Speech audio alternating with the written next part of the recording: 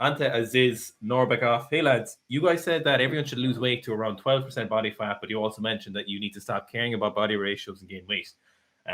How do you balance between the two? For example, I'm nearly 1 year into weightlifting and I'm around 18% body fat and progress has been great, but I'm afraid it's all going to go downhill if I cut down to 12%. So what you need to do is just kind of put context on this, put some situational awareness onto where you are. For example, if you are 18 years old, you are 6'2" or something, and you've been weightlifting for 3 years, and you're 18% body fat. You don't really need to worry too much about being 80% body fat. You can keep training. You have a lot of progress to make. You have a lot of training left to do. You don't want to stall that momentum you've got going when you are on that kind of gravy train of your latter half of your puberty, when you're going into your late teens and early 20s. You're an 18-year-old male and you want to continue your weightlifting career. You don't really want to be cutting weight aggressively. We've talked about that before, how cutting weight is detrimental. And so one of the big things that was very useful from the Soviets' point of view is they had so many numbers of weightlifters. And that was one of the things they saw, that athletes who continually who cut weight when they were younger, was a great indicator of how much they'd limit their progress later on.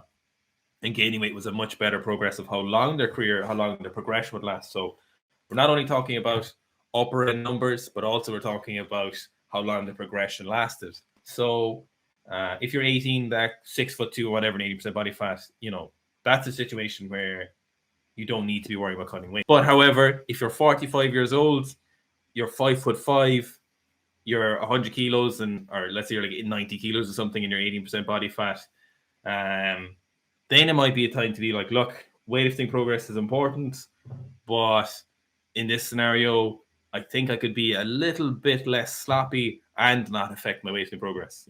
If you're 45 and you're 80% body fat, you aren't going to be snatching 200 kilos, for example. So the negatives that you incur when you cut body weight aren't going to be as drastic, because the absolute weight you're lifting just aren't as demanding on any human's body, let alone your body, for example. So your absolute weights there are kind of put in balance and context with the body fat percentage you have, the weights you're lifting now, what's smartest for you. Is it better for your performance? Do you cut weight in the long run as opposed to the short run?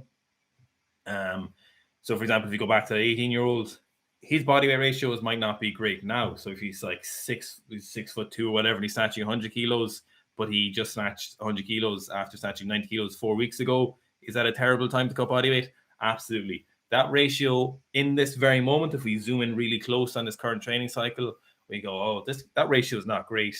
But in all likelihood, if he's a talented athlete training hard, he could be snatching 120 in 6 months' time, and certainly his ratio looks a lot better without changing his body weight.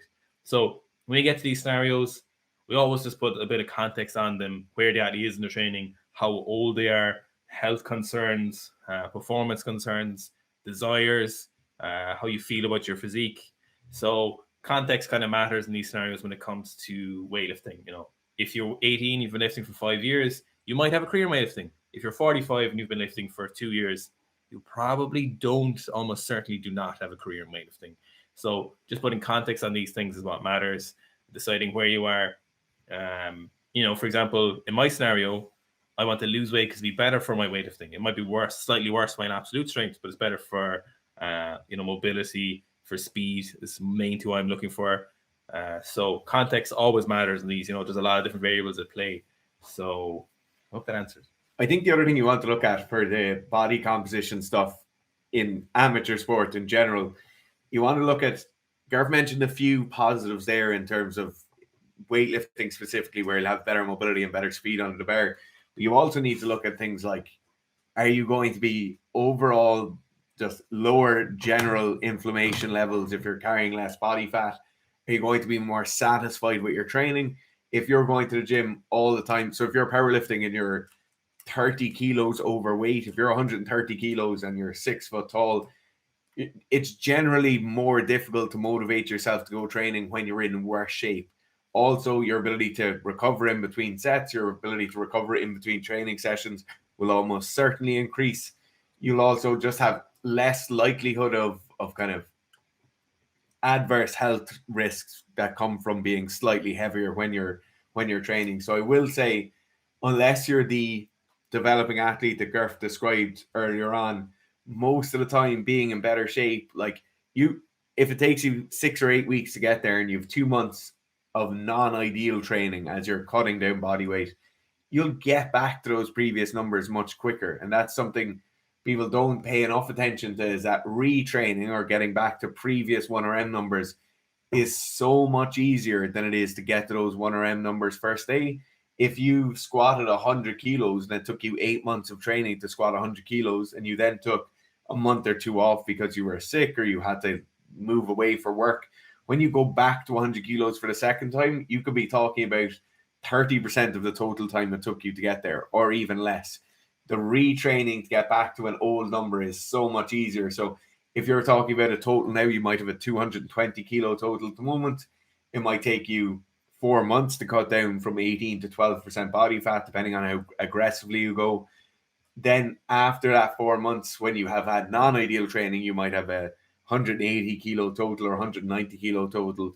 The retraining to get back up to that level is so much easier than the training was to get there originally, even though you'll be at a lighter body weight.